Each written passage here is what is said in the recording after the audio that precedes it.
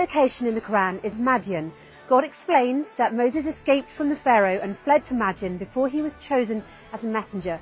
Moses lived in, worked at, and got married in Madian. God says in the Quran, and to Madian their brother Shoaib. And it is known that the grave and the mountain of Prophet Shoaib is in Yemen.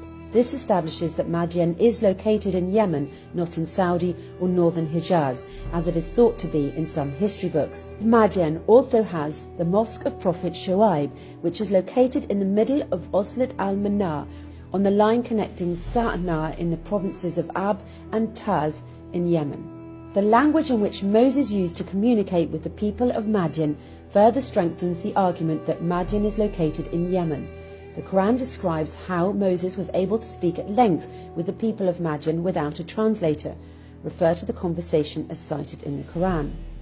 As soon as Moses reached the well in Madian, exhausted from his journey, he was taken by a scene. At this well, men were gathering, and all their focus was on giving water to their sheep and cattle. Two girls were standing modestly on the side, unable to compete with the men to get water for their sheep.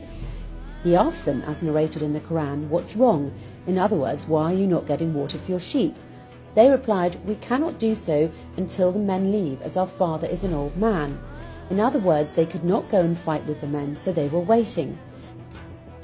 Moses helped them to get water.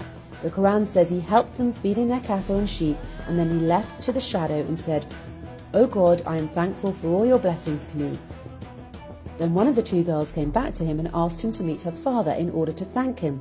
As narrated in the Quran, one of them came walking modestly and said, "Our father is inviting you in order to reward you for what you've done."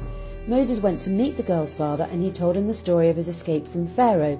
As he came to the old man, he told him the story. So the old man replied, "Do not worry, you are saved from an oppressive people." The old man asked him to marry one of his daughters and to work with him in farming.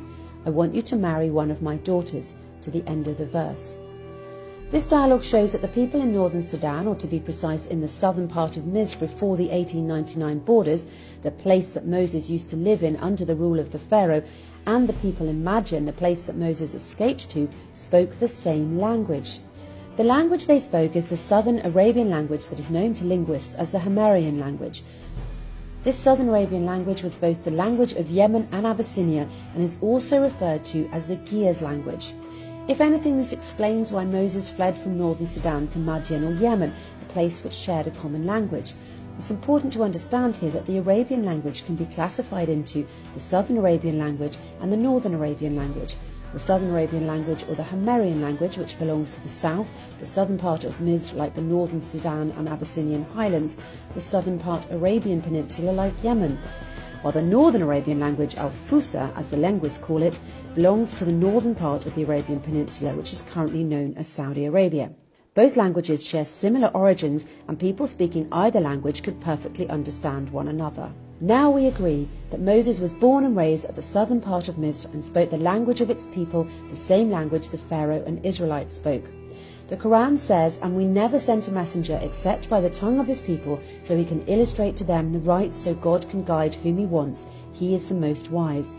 If we dig deeper into the origins of the Israelites in Misr, we ought to read the story of Joseph, the son of the prophet Jacob and the father of the Israelites. We all know that Joseph was thrown in the well by his brothers and was brought into Misr as a slave. It is clearly stated in the Quran that the man who bought him from Misr paid in the dirham, the currency used by the people in this part of Misr.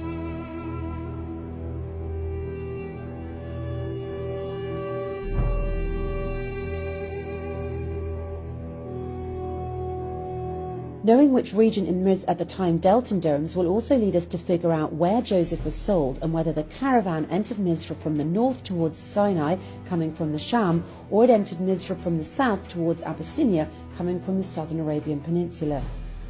The region that used the dirham at that time was the southern area of the Arabian Peninsula referred to now as Yemen.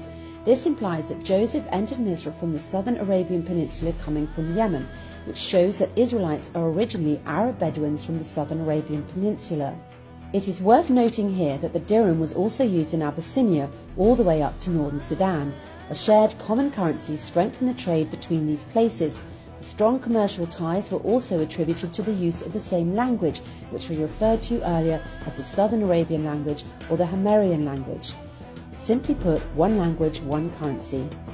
Had Joseph been living in Sham and sold in northern Egypt, the buyer would not have paid for him in dirhams, as this was not the currency used in northern Egypt or in Sham. Nevertheless, it is a common misconception that Joseph, his parents and his brothers arrived from Sham to Egypt, indicating that the origins of the Israelites are from Sham. The Quran says on the tongue of Joseph, and he got them from the Bedouin area. It's impossible that the people in Egypt would refer to the people in Sham as Bedouins, because Bedouins were the inhabitants of the Arabian Peninsula at that time.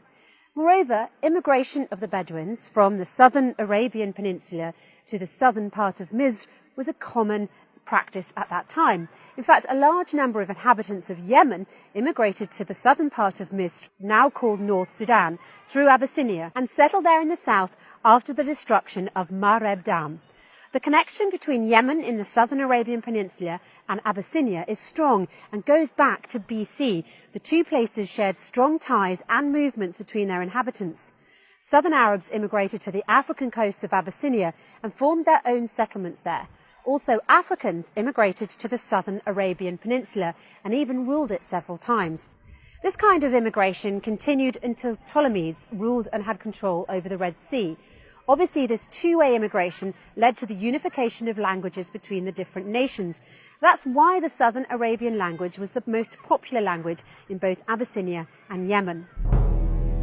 Furthermore, when early Muslims emigrated to Abyssinia, escaping the oppression of Quraysh, they met al-Najashi, the ruler of Abyssinia. The companion Ja'far min Abi Talib read to al-Najashi from Surat Maryam in the presence of the priests, and while al-Najashi was listening to Surat Maryam, he burst into tears and his companions cried as well. A verse was then revealed, and as they hear what has been revealed to the Prophet, you can see their eyes full of tears from what they knew was the truth. The key question here is, how did al-Najashi and the priests understand the language of the Quran when they were speaking Abyssinian while Ja'far was speaking the Northern Arabian language? This proves to you that the language of Abyssinia at that time was the same language being used in the Southern Arabian Peninsula, Yemen, and that the Northern and Southern Arabian languages share the same origins, and that, as mentioned earlier, the people who speak both languages can understand one another. In summary, southern Misr, now northern Sudan, as known in ancient times, shared the same language with the people of Abyssinia and those of the southern Arabian Peninsula, Yemen. This language is the Southern Arabian language. Also, the dirham is the currency of the Southern Arabian Peninsula, all the way to Abyssinia through the east and north of Sudan. We can now understand that the immigration of Bedouins from the Southern Arabian Peninsula to southern Misr was a common practice at that time and not limited to the Israelites when Joseph welcomed his brothers and parents into Misr. All this proves that Moses spoke the same language of the Pharaoh, and that the escape of Moses from the Pharaoh in northern Sudan to the south in Madian, Yemen, makes perfect sense. To take this one step further, based on the previous premise, mainly that Abyssinia, Yemen and northern Sudan shared the same language, as well as scientific proof that the first Homo sapien was discovered inside this triangle, specifically in Abyssinia, where the first civilization in the world was located, it shows that the first language humans used was this Southern Arabian language. In a nutshell, the Southern Arabian language is the oldest and first language for humans to know, and it is the origin of all other languages. The Southern Arabian language, or the Hamarian language, continued to spread from Yemen and Abyssinia through immigration to eastern and northern Sudan. And the Ge'ez language, or the Old Southern Arabian language, evolved after this into three sub-languages: the Amharic language, Ethiopian, and the Tigrinya, Eritrea, and Takrate, eastern and northern Sudan. All these languages have significant commonalities and are written using the same alphabet.